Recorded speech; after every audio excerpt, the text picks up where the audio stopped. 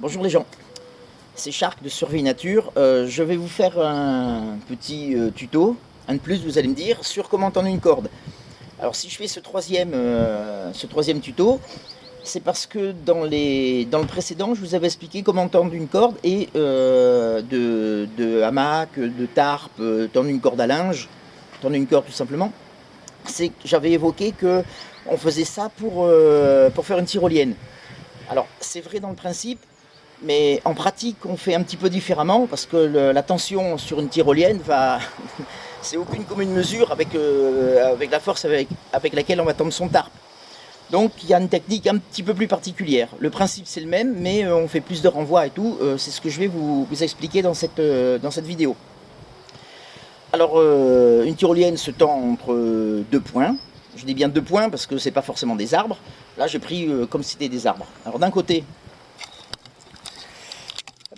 en fait, je fais un tour mort autour de l'arbre, toujours faire un tour mort, quel que soit le nœud.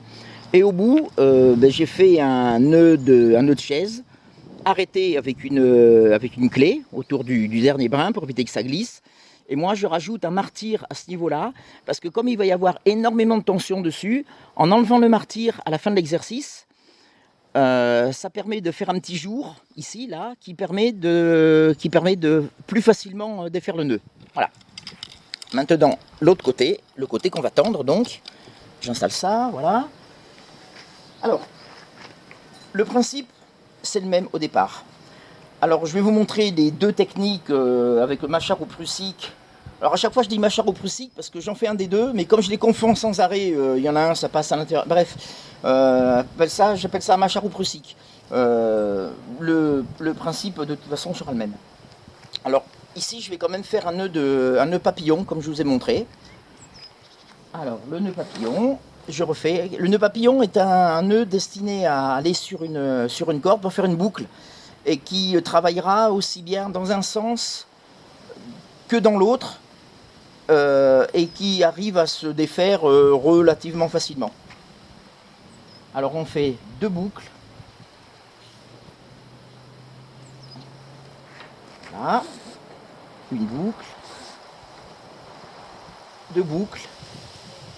Voilà, les deux brins doivent être du même côté. Voilà, ça donne ça en fait.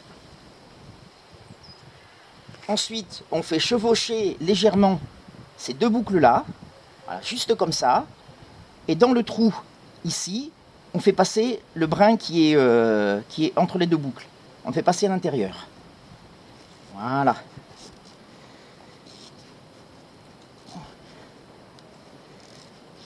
Et là, j'ai mon nœud papillon.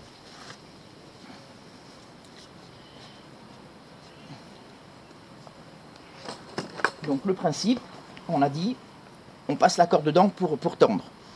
Étant donné qu'on va forcer, on va tirer une corde brin sur brin, c'est pas forcément bon au niveau de résistance et au niveau échauffement. Ce sont des cordes qui craignent l'abrasion.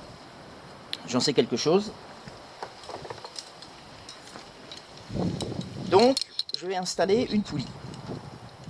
Alors l'idéal, ce serait une poulie double, comme ça, qui permet de faire plus de renvois sans trop de frottement. Là, en l'occurrence, c'est plus du système bricolage qu'autre chose. Donc je vais faire les deux systèmes. Je prends une poulie simple, voilà, qui n'est pas très lourde, qui n'est pas très encombrante. Et je passe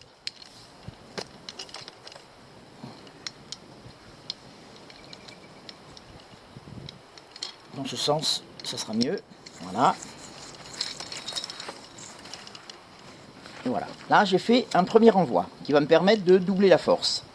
Ce que je vais faire maintenant, c'est que à ce niveau-là, je vais mettre un deuxième renvoi. Alors, cette fois-ci, je vais utiliser une méthode différente. Je vais prendre un petit bout de cordelette. Je vais faire mon mâchar.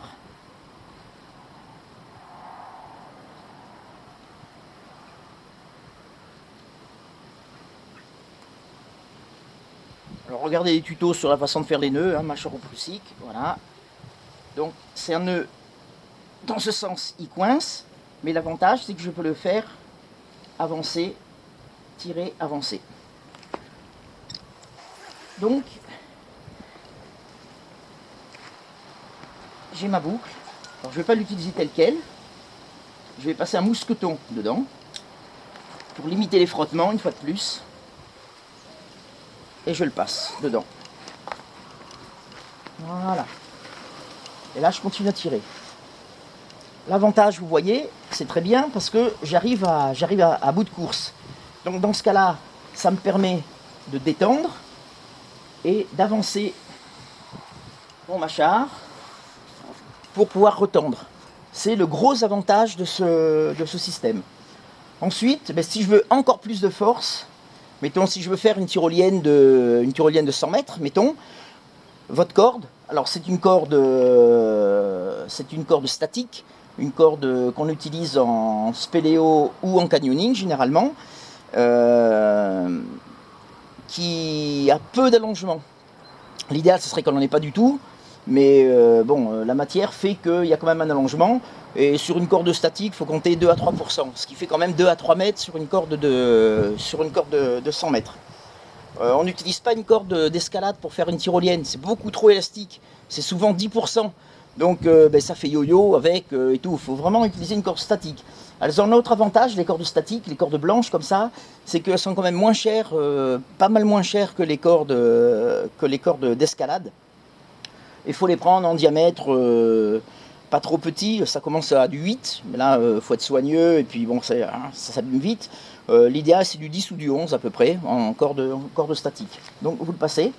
Et après si je veux, dans ce mousqueton, alors pour ça que tout à l'heure je parlais de la poulie double, ça serait l'avantage, mais là je ne l'ai pas, je le passe dans le mousqueton. Simplement. Et je retire par là. Et je peux en faire un dernier.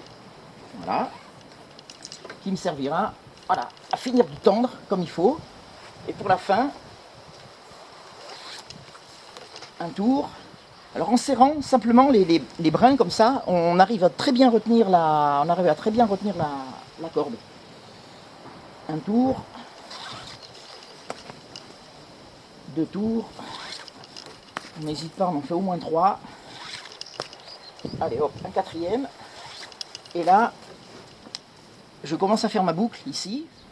Et le brin qui reste, je le passe dedans. De façon à faire une clé. Et des clés, j'en fais une. J'en fais 2. Et j'en fais une 3e. Et voilà.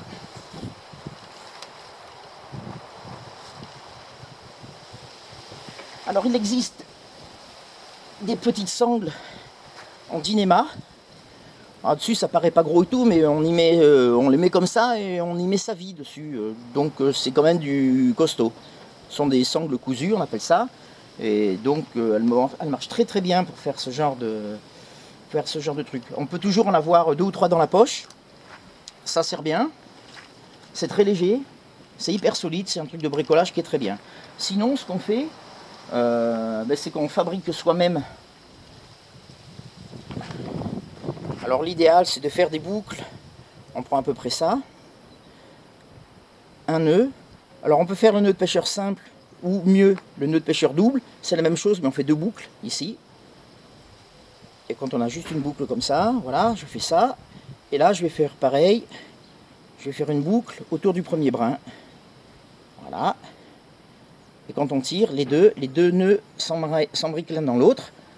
Et ça me fait une boucle. Il faut à peu près qu'elle soit grande comme ça. Donc vous voyez, 20 et 20 en gros, entre 40 et 50 cm, ça marche très bien. Là je ne vais pas couper le brin qui reste, ça serait un peu con. Et donc pour faire ma boucle, mon nœud, je fais 3 à 4 tours autour de ma corde. Et le brin qu'il y a ici, je le passe à l'intérieur. Voilà. Ça bloque dans un sens et ça coulisse dans l'autre. Voilà, comme je disais la dernière fois, pour pouvoir faire du tir, c'est plutôt que de tenir directement sur la corde comme ça, qui glisse et on n'a pas beaucoup de prise, on n'a pas beaucoup de force, on fait un nœud comme ça, on passe la main à l'intérieur, et là ça permet de tirer comme il faut. Voilà. Alors ce qui est très bien, alors la cordelette nylon, forcément un bout de cordelette de 5 mm, ouais, 5-6 mm grand maximum, ça doit être du 5, c'est vraiment l'idéal.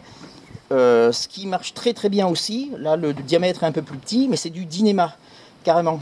Là c'est statique, ça s'étire pratiquement pas.